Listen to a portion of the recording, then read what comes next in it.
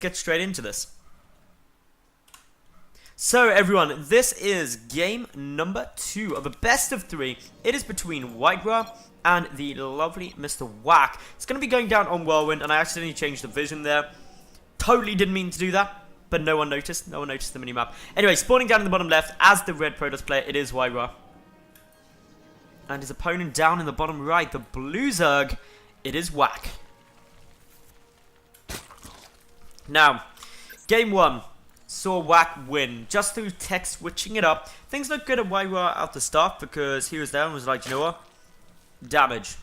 All of the damage everywhere because damage is good. He knocked out the third base pretty convincingly early on and delayed it a long time. That's good, generally speaking. And yeah, with all of those things going down, it looked pretty solid for WhiteRa. The reason things didn't turn out too good is because the Mutalisks caught him a bit off guard. He only had 2 Phoenix down. There was also the Roach-Ling pushing towards his own third where he lost most of his armor, which made the Mutalisks work effectively. And then you still had more coming onto it. Time and time again, you had these kind of knock-on effects of these multiple pushes. The tech switches between Hydras and Mutas were particularly strong from WacK. That really caught WhiteRa off guard, but it's a best of 3. He's still got a chance to come back.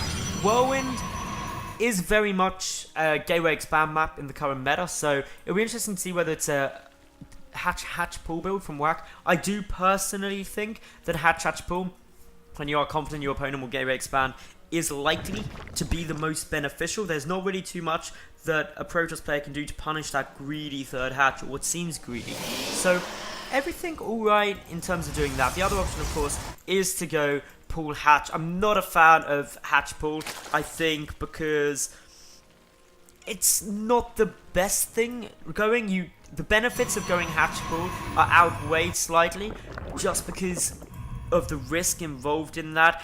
And there's also some problems coming in with actually where do you tech from it, what benefit do you gain from it, as opposed to the risk. It causes a problem. But anyway, WacK, he's going hatch pull.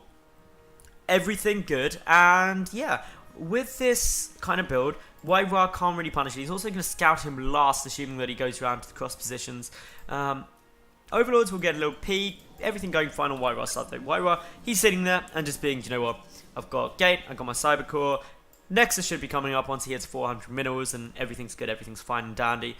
It's like Alice in Wonderland. They're both tumbling down the rabbit hole and who knows what they'll find at the end of it, but not too much coming up in the near future. It's worth noting if you go hatch pull, getting a couple of lings out earlier on is quite a good move. You don't want to get a proxy pylon down anywhere just in case some pressure comes. Following this up, obviously getting the Rotron down at a fairly good time is pretty solid too. I've seen a lot of Zerg players forward to simple play, to be honest, where a Protoss will get a pylon down, and it doesn't even have to be that close. A pylon like here, for example, can easily go unscouted, and then just wave upon wave of Zealots warp in off of 4 gateways, and then boom. It's really annoying. And if you don't have roaches, you just can't really defend that without taking huge losses. So basically my point is get some roaches out. It's always good. Also these 4 lings I like. Now WhiteRa, is he going to go for just 2 additional gates or 3 additional gates? Last game he went for the 4 gate delay pressure, but he's going for a start gate this time. Will get scouted by the Overlord, of course. No chance that won't be seen.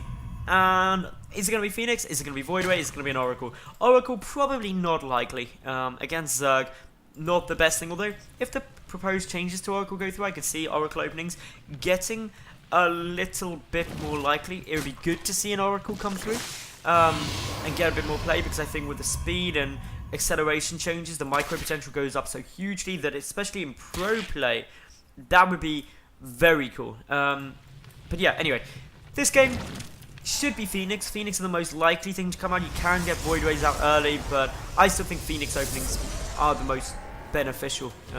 Just gives you map control and a little bit of harassment potential. But for the moment, nothing. Nothing is probably the worst thing you can make out of a Stargate you got early. But Zerglings are there ready to come and take a poke up and get a little look. And yeah, Voidway is going to be coming down.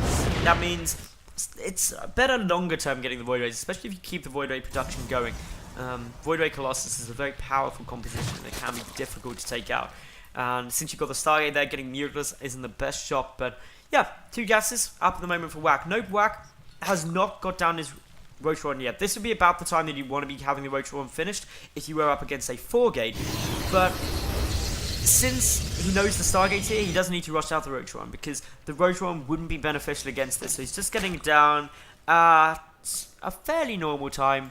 Things going pretty standard, to be honest. This one Stalker, a little bit of a pain. 12 Lings is quite a big reaction to that, but that's because the pressure could be more coming out. What you don't want to be losing is this Queen. If this Queen went down, see, then you'd have problems since the Void Ray's there. The Void Ray kind of just wandering around, getting a bit lost, not quite sure where he wants to go. The Pylon is there too, so a couple of Zealots getting warped in.